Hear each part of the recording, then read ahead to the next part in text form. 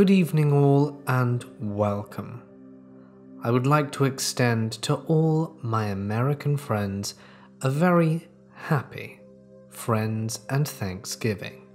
I hope that you've all had a wonderful day, feel sufficiently stuffed, and are ready for some mouth-watering horror stories for dessert. Tonight, we also have the privilege of being joined by Daughter of Darkness on this festive day.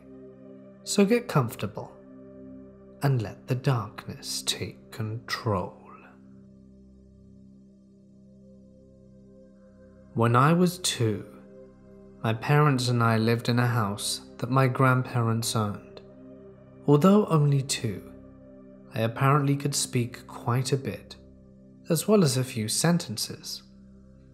My parents' bedroom was connected to mine through the closet, meaning you could walk into their closet, go through a door in the back, and end up in the back of my closet.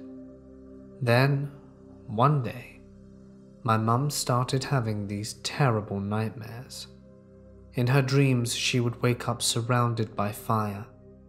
She'd rush through the closet to my room, scoop me up, and dive out the window. Suddenly it would flash forward, and her and my dad would be sitting in a waiting room at a hospital. A doctor would come in, look somber and say, "I'm sorry, but..." And then she'd wake up at that point, sweating profusely and her heart racing. One night she woke up to me screaming. She ran into my room and pulled me into her arms, calming me down and asking me what was wrong. My response was, Mummy, my room was on fire.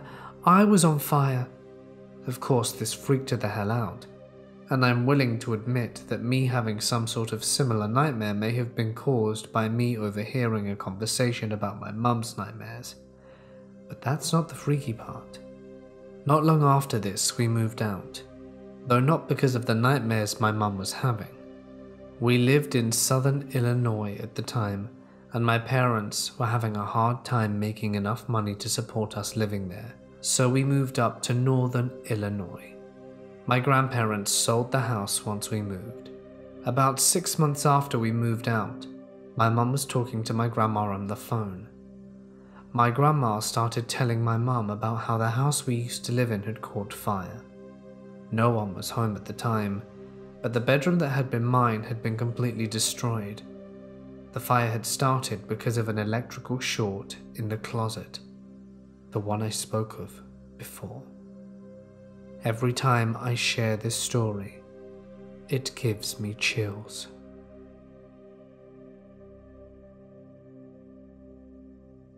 This started just a few months into my relationship with my now ex-girlfriend. She told me about a recurring dream she'd been having for a few months. A little background: she and her family were messing around with the Ouija board, and it ended up giving them a lot of paranormal trauma. They tried to get rid of the board, but it kept showing back up wherever it was that they last used it. This all happened about 5 years before I even came into the picture. But as her partner, I felt it my duty to help her as best I could. Now, I have no prior experience on dealing with, let alone seeing, an entity, and the whole experience changed my life. My instincts told me to just place my head against hers and mentally project myself into the place that she described to me in her dreams. There was no real wall or ceiling to the place, only what seemed to be a very poorly built wooden panel serving as sort of a wall, and there was a door. In my mind's eye, I could see every detail as she described it.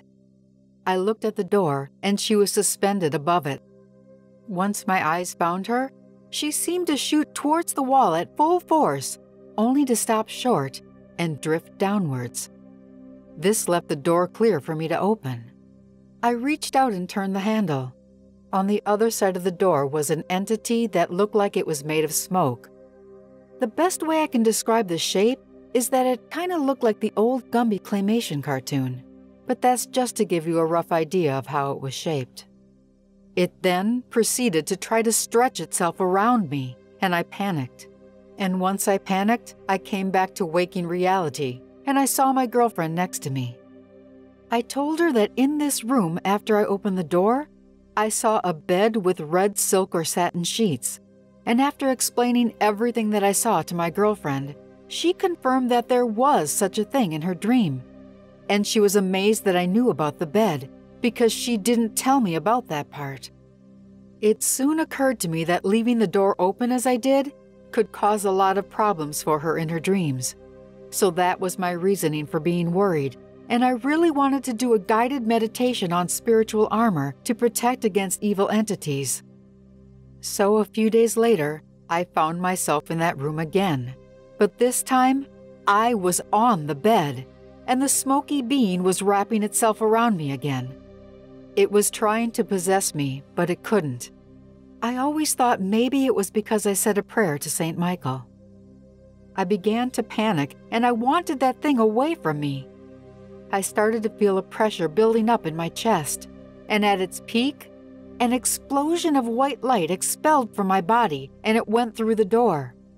Then, I closed the door and came back to reality to tell my girlfriend everything that I saw. That night while meditating, I had a vision. In the vision was a male figure illuminated by a spotlight. That's the best way I can describe it. As I drew closer, I realized it was a naked, bald being, and he seemed like he was in anguish. Now, this may sound weird to you, but my instincts told me to take this thing in my arms, hold it in a hug, and offer it love and acceptance. This entity, whatever it was, I'm not sure, melted into my arms and became made of light. It was the most beautiful thing I've ever seen. I've not told many people about this, and I'm a little nervous sharing it here. But I thought maybe some of you would have some insight on what happened, or at the very least, find it interesting. My girlfriend never had that dream again. We broke up not long after, but it felt really good, like I helped her, and it was a very powerful experience for me.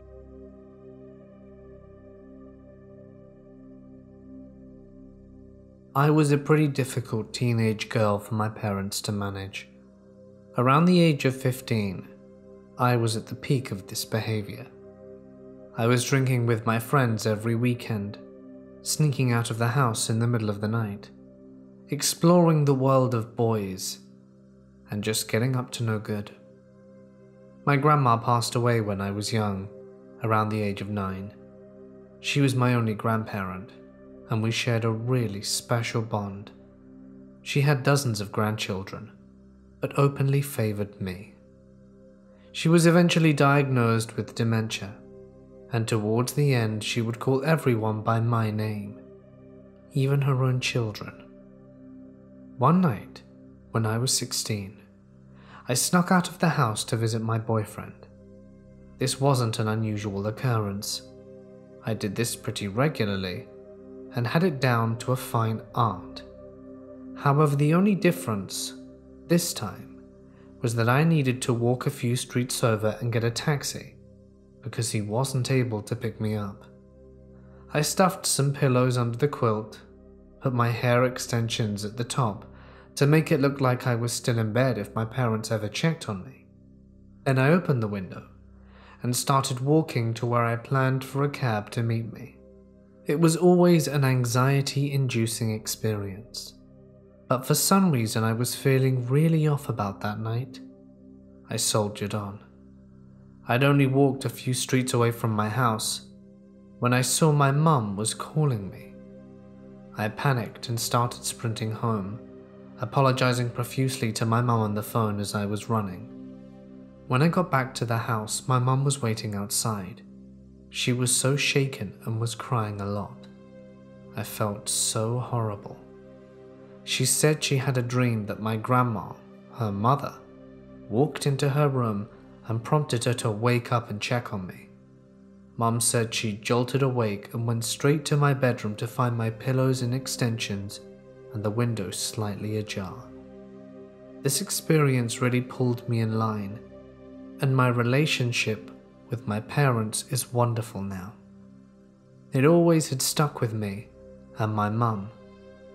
I often wonder what might have happened if Mum hadn't have had that dream. I imagine things would have been very different. Something very strange has been happening to me since yesterday. First, here's some backstory. Number 1, I am not religious in any way, shape, or form. Number 2, I don't believe in the paranormal, but my sister does, very much so. Number 3, I've had premonition dreams before. The last one was in 2013. I was dreaming that my ex-girlfriend's brother crashed his motorcycle, and I found out later that it was happening in real time as I was dreaming about it. Before he even told me what happened, I told him where he crashed and that he currently had his bike's turn signal in his pocket. I was 100% correct. These type of dreams have happened to me before. Number 4, I had a really rough childhood with a father who should be in jail. His style of punishment was Guantanamo-style torture. But let's not dig into that too much, it still bothers me to talk about it. Number 5, I have extremely vivid dreams of being tortured, and I can actually feel it for about 20 minutes or so after I wake up. It's one of the reasons why I try to avoid sleeping. And finally, number 6, I do have a few mental health issues: severe depression, anxiety, bipolar disorder, and a mild form of schizophrenia. But I am medicated for it. I've had several suicide attempts too. Now, on to the story. Yesterday I went to bed early, around 7 p.m., since I was mentally exhausted. I figured a nap would be nice. Around 3 a.m., I woke up full body crying with no sound coming out at all. I can't remember the last time I cried. In my waking life, I hardly ever feel pain at all. I've even popped my own shoulder back into place after a snowboarding accident, and I didn't even use over-the-counter painkillers. But right now, I have full-on unbeatable pain throughout my whole body. And when I go near certain things that belong to my deceased grandfather, or even look at them, I get a migraine. But 5 minutes after I get away from these things, the pain is gone. A migraine, something that normally takes many hours and medication to clear up, just goes away after I walk away from these things. Last night, when I woke up from my dream, my female dog, who always sleeps downstairs, randomly decided to sleep with me in my bed, and she would go through these short bursts of waking up fully alert and very protective of me. And when she did this, it felt like I wasn't alone in the room, and there was a sense of impending doom. And my other dog, the male, who's normally very affectionate, is acting like he doesn't know me. He seems afraid of me. I don't recall much about the dream I was having at the time, which is very odd because I normally remember my dreams very well.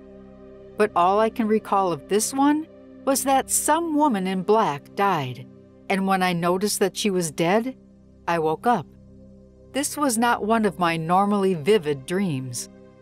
But ever since this dream, my house, which doesn't normally have any insect issues, has been infested with moths. And when I speak, they go away or they land elsewhere. But when I'm quiet, they try to land right on me, and they feel ice cold when they do. It's all so odd. I've been struggling to eat, and I took some medication in case I have a fever. Other than my mental health issues, which are controlled and treated, I'm very healthy. It's very rare for me to be sick. But I'll go to a doctor if the pain meds don't cut the pain soon. But the rest of this is really freaking me out. I don't use drugs other than my prescribed medication, and I don't abuse them. This all feels so weird. In addition to the extreme pain, things just feel so surreal. I don't know how to explain it really.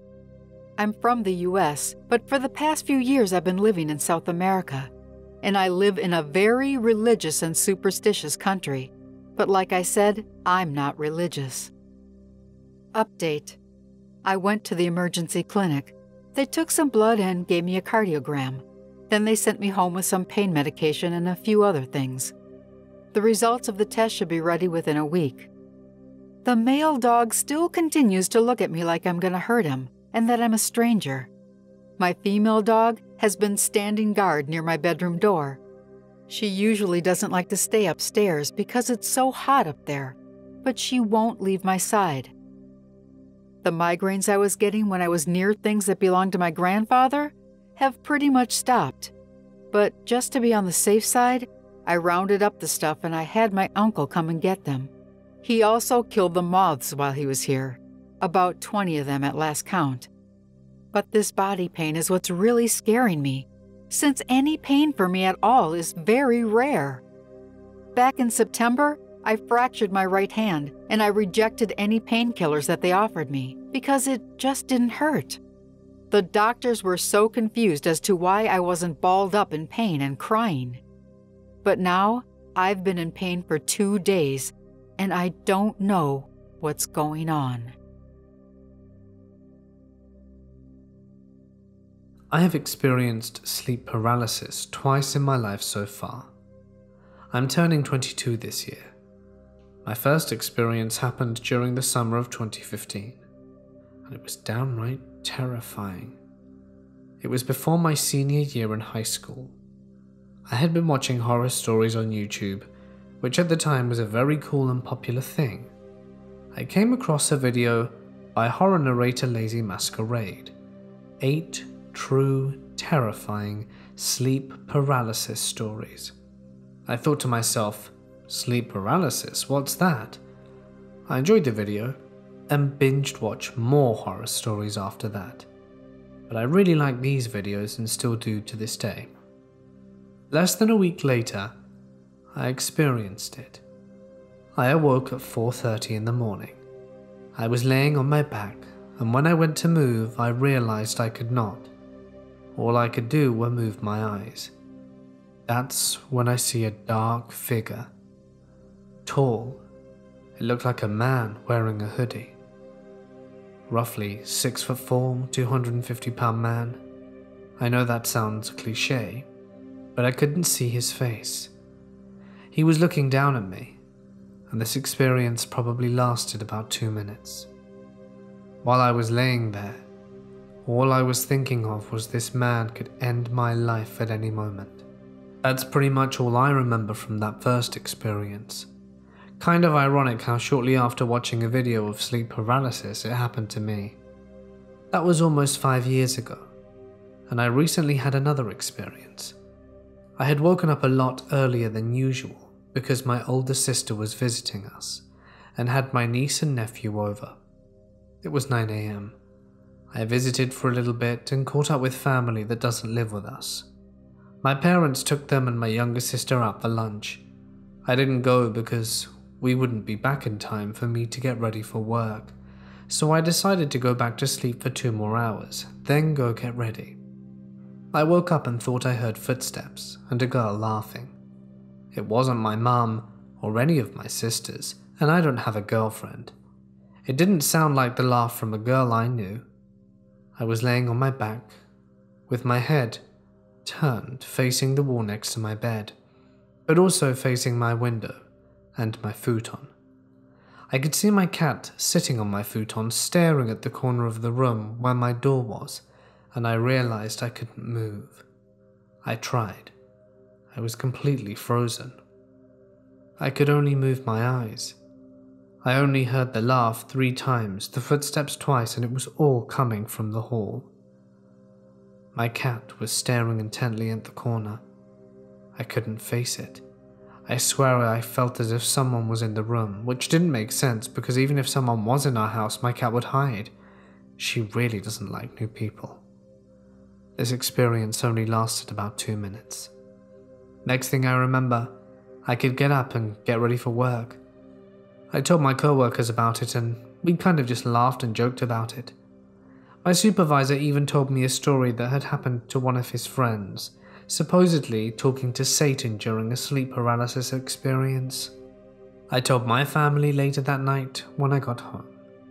So yes, those are my two stories. It's weird how your mind can play scary tricks on you like that sometimes. When I was around 10 years old, my parents, sister, and I lived in an old house in Belgium. My parents didn't have a lot of money when I was growing up, so they rented this place for dirt cheap until they were able to afford their first house. The upstairs bedrooms were basically just an old converted attic. It was one giant room that my parents and I slept in, and then there was a separate bedroom for my sister. As I got older, my parents figured I could use a little privacy, and my dad started to build a wall made of drywall that separated the big space into two separate bedrooms. Well, he finished the wall, but he never got around to putting in a door. The reason being, they had just purchased their first house, which was a huge renovation project, and they didn't want to spend any more money or effort on a house that wasn't even theirs. As a result, I slept in a room without a door for about 4 years, until the house was renovated and we were ready to move in. My room was long and narrow, and it had a bed with a little TV stand next to it. And I always slept facing that open doorway because it felt eerie having my back to it. I had a hard time sleeping, so I'd often stay up late watching TV, and my dad would come to the doorway, tell me to turn the TV off and go to sleep. For years, I had a recurring nightmare in that room. In the nightmare, I'd be lying in my bed under the covers, watching TV for what felt like hours. After some time, I'd hear footsteps coming up the stairs. Thinking it was my dad, I'd call out to him something like, "Okay, Dad, don't worry, I'm going to bed." At that point, an extremely tall and thin figure with no facial features would enter my room. This thing was pitch black, and it was so tall it had to duck down to make it underneath the door frame, and it had long arms with disproportionately long fingers. Once in the room, he'd bolt towards me with his long hands reaching out for me, and right before he'd get me, I'd wake up. I was so scared of these experiences that I didn't tell anyone at all about them at the time, for fear of upsetting whatever it was that I believed was trying to get to me. Now, here comes the really terrifying part. Since it was going to be a while before we could move into the new house, my sister decided that she wanted to paint her room. So she asked if she could spend the night in my room with me while the paint dried. So we dragged her mattress into my room and put it next to my bed. I was relieved not to have to sleep alone for once, since bedtime had become a bit of an ordeal for me. But later that night, my sister woke me up at 3 a.m., hyperventilating and crying her eyes out. When I asked her what was wrong, she told me that a large, dark figure lunged at her from the doorway, trying to get her, and she went on to describe my nightmare word for word. A couple of years ago, my sister and I had a long talk about how uneasy the upstairs in our old house made us feel, and how insanely scary that experience was for us. That upstairs had such a heavy, eerie energy to it. I've never experienced anything like it again. A lot of other scary stuff happened up there, but this was by far the most terrifying to me personally. I'm a pretty rational person, and I want to believe that the house was just creepy, and that's how my mind dealt with it as a kid. But at the same time, it really felt like something was trying to come after me. I've been thinking about visiting that house again, so I can tell myself that it was nothing more than a room, and there's nothing to be afraid of. But then, I don't want to mess with anything that could actually come back and harm me. If you've had any similar experiences, I'd love to hear about it.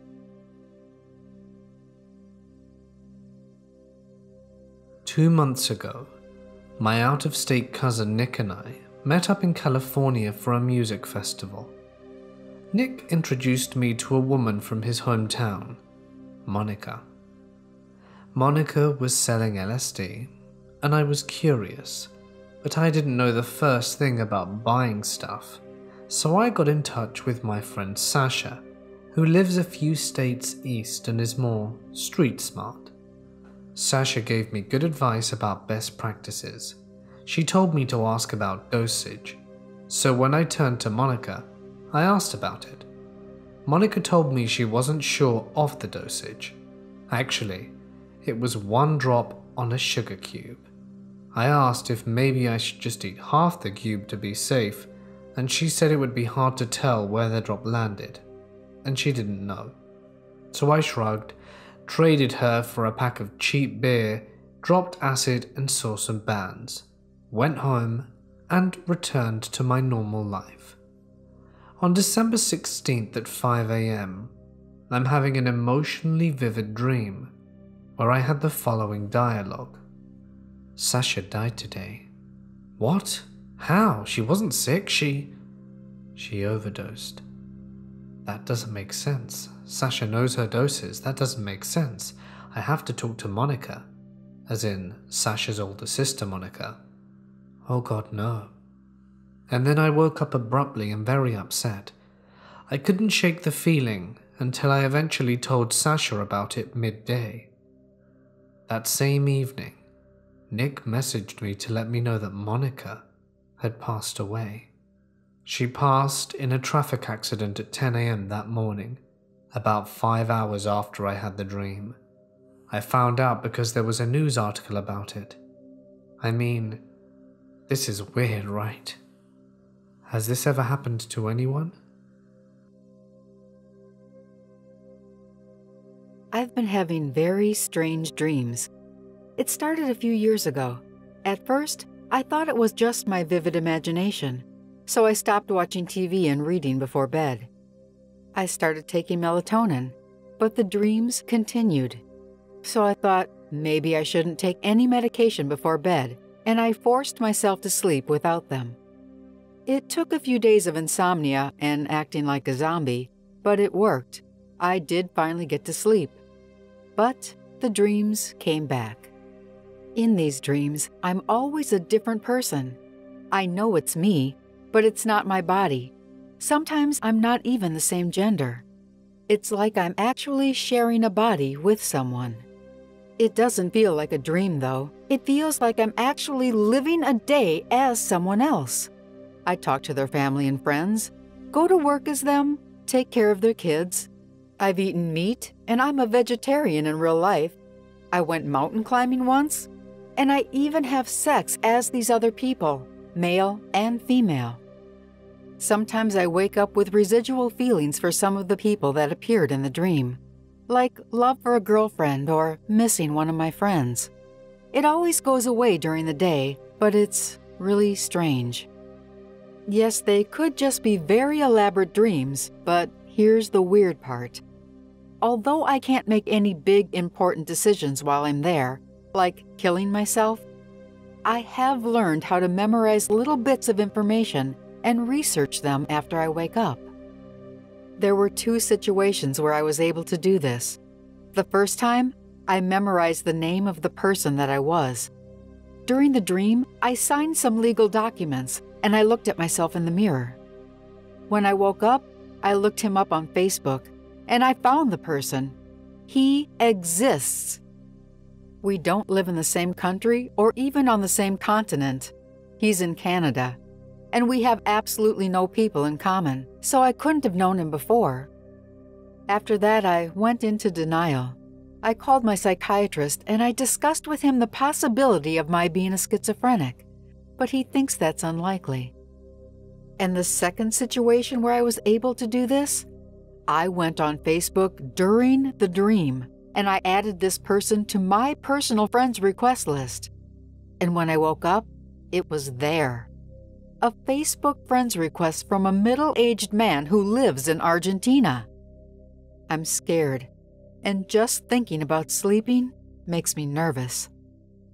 I didn't accept the friends request, but I am thinking of sending him a message saying, "Hey, I think maybe I was you for a day.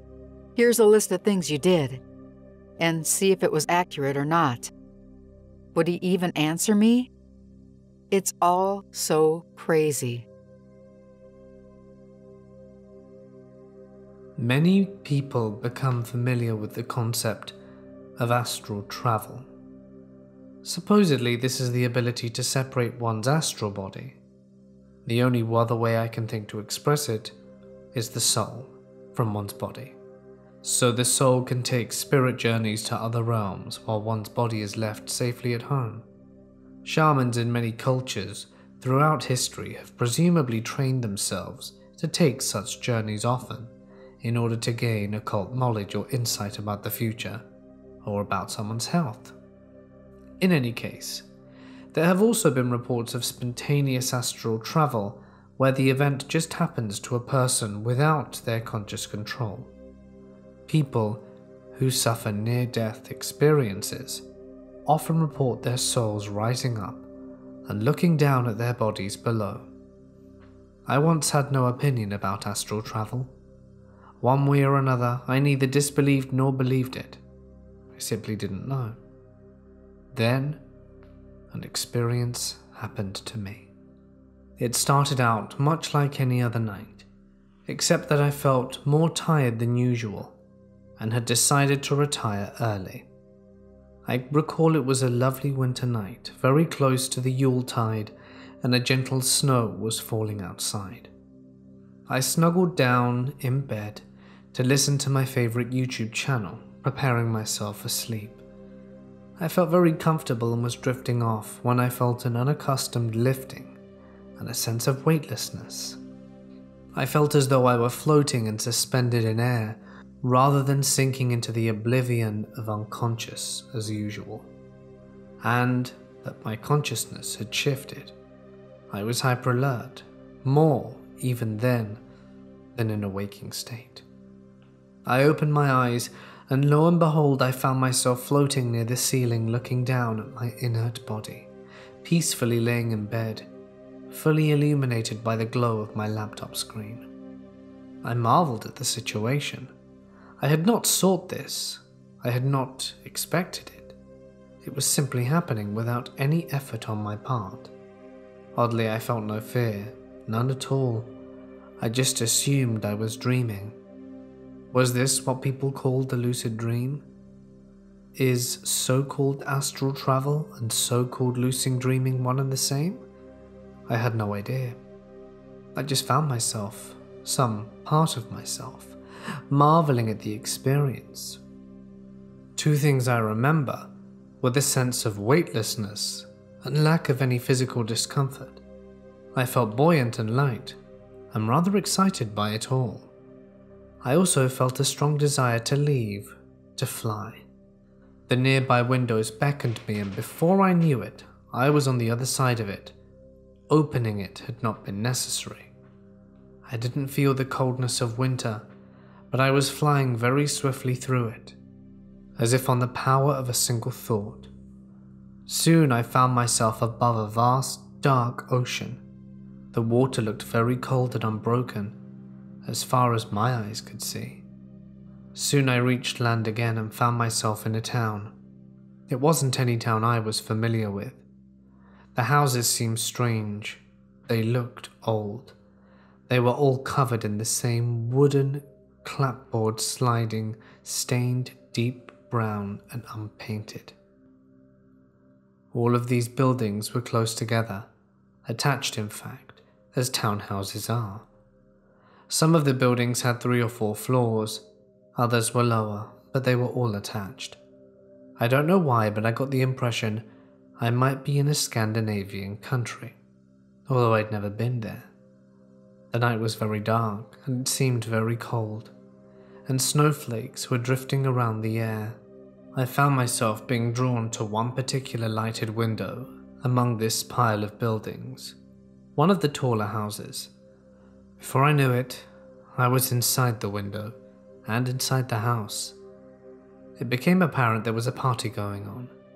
It was the Yule party. There was much light, laughter and chatting. People were moving about, sitting and standing with drinks in hand, all dressed quite nicely. I specifically remember a tall, attractive blonde man leaning against a counter that separated the wide entrance hall from the open-plan kitchen living room area where many people were. He was wearing a lovely knitted jumper, holding a drink and chatting with another man. I moved closer, only they had no cognizance of me at all. Clearly, I was not visible to them. I didn't overly marvel at this interesting situation. I more or less accepted it and moved on from room to room, exploring the house.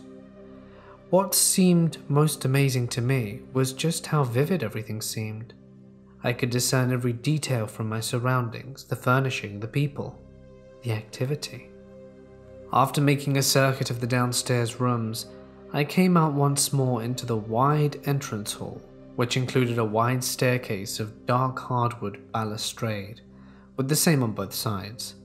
The wood was rather scuffed and worn with age, but the whole house, although clearly older, was comfortable and had good vibes.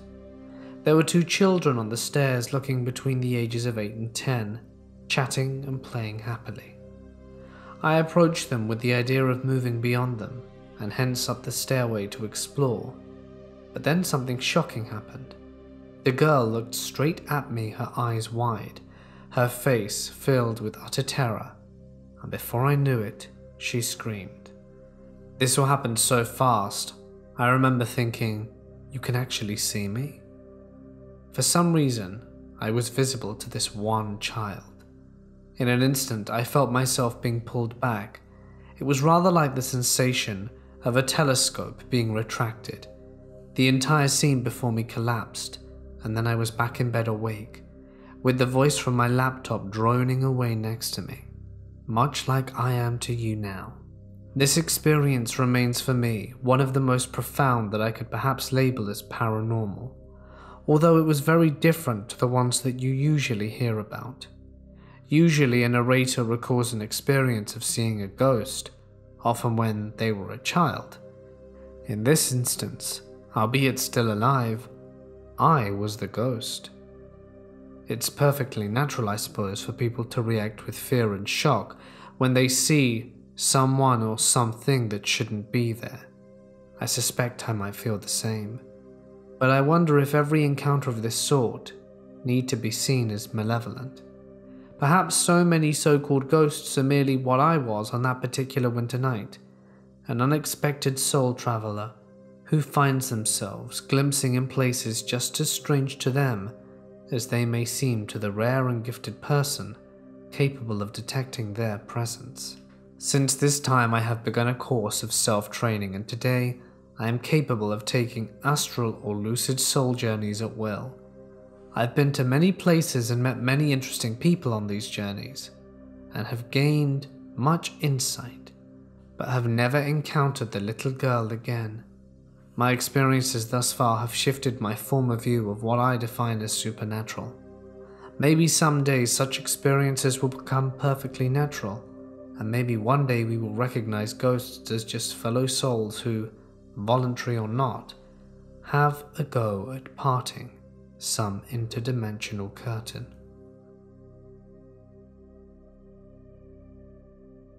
I'd like to tell this story and hope that someone can explain to me what it means, because it's been keeping me awake at night.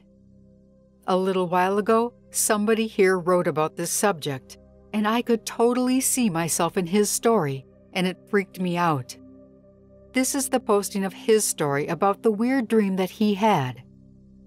This is almost like a nightmare, but different. I've had 3 dreams where it happened. The third one I had a couple of nights ago. I start off lucid dreaming, just normal dreams. Then it changes into something more. I was in a 1-room apartment with no furniture, and it's so run down, I remember having to tread carefully because the floor was so dirty, and it had a horrible smell. Then I saw 5 oddly shaped lumps under the carpet, and I didn't want to go near them. Suddenly, I'm overcome with the feeling like I need to hide, and just then, a humanoid-looking creature comes crawling out from somewhere.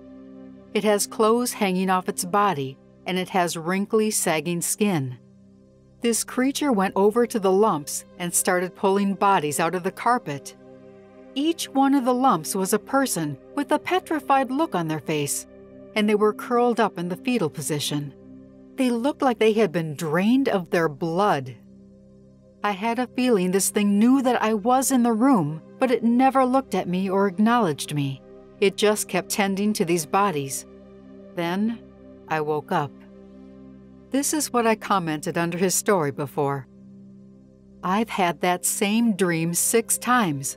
The first 5 times, it was the same as your dream, except I'm in a forest, not a room. It's really early in the morning, and there's just this vague sunlight coming through the trees.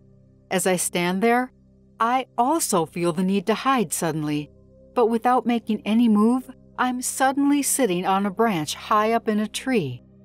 As I sit up there, the same monster that you described comes in. Its skin is all gray and rotting, and it has rags that used to be clothes hanging off its body. The difference is that I'm sure it's not aware of my presence in any way. As I watch, it starts to dig into the ground. It digs up what looks like body parts of humans, and it buries them somewhere else. Time goes by very slowly, and all I can do is sit on the branch and watch him dig up these bodies and rebury them somewhere else. With every little move that this thing makes, an awful smell comes wafting up towards me, and it just won't go away. After what seems like hours, I wake up in my room in the morning, totally exhausted. But dream number 6 was different. In that dream, I opened my eyes, but I couldn't see anything. I smelled the scent of dirt all around me, but nothing else. After a while, I could hear the sound of someone digging. Then, rays of light came through the darkness. As my viewing window got bigger, I recognized that same monster, and I realized it was digging me up. But strangely, I wasn't scared. The thing digs me up and drags me through the forest. After a while, we reach an opening, and he puts me on the ground and just looks at me. We sit there for what feels like hours, and then finally the thing says to me, "It's done," and I wake up. Does anybody have any explanation for this? I'm no longer afraid, but I'm very confused, and I'd really like some kind of explanation. I'm here to share my story about an entity known as the Hat Man. I'd never known this was something other people have experienced. It almost scares me more that other people have experienced this. But anyway, here it goes. My first experience was in my grandfather's house. I had a slew of weird experiences in this house. Always kind of credited those experiences to my great-grandfather, a butcher and vice president of the local butchers' union. The basement had clearly been designed for slaughtering pigs. A massive sink, floor drains, the works. I'd felt things watching me. I'd slept-walked and often woken up, standing in the corner of the basement. Really weird stuff. The worst experience, and I'm getting chills just sharing this, was waking up and looking into the hallway to see a pair of eyes staring back at me. I couldn't move, but I don't think I was asleep at this point. Before I knew it, something was on top of me, pressing into the couch, and it felt like something was sucking the breath out my body, and just as quickly as it had started, it went away. The second is recent. My grandfather passed away. I've had countless dreams about him, nothing specific, but this is the one that sticks with me. In this dream, we were in my house, sitting in the kitchen, just talking. Not about anything in particular, but just talking like we used to do. In the dream, I told him I needed to take a shower and get ready for work, and so I did. I had left the door open as I usually do, and during my shower I look into the hallway to see this black mass crawling down it. It stands. Its shape is human but long, Its fingers come to points and are hanging below its knees. It says, "You don't belong here," and I wake up. I've been thinking about why something like this would appear. The first experience sounds more like sleep paralysis, but the second, I'm not so sure. I feel like it might be something that comes to you when your dreams tread into the realms of the afterlife.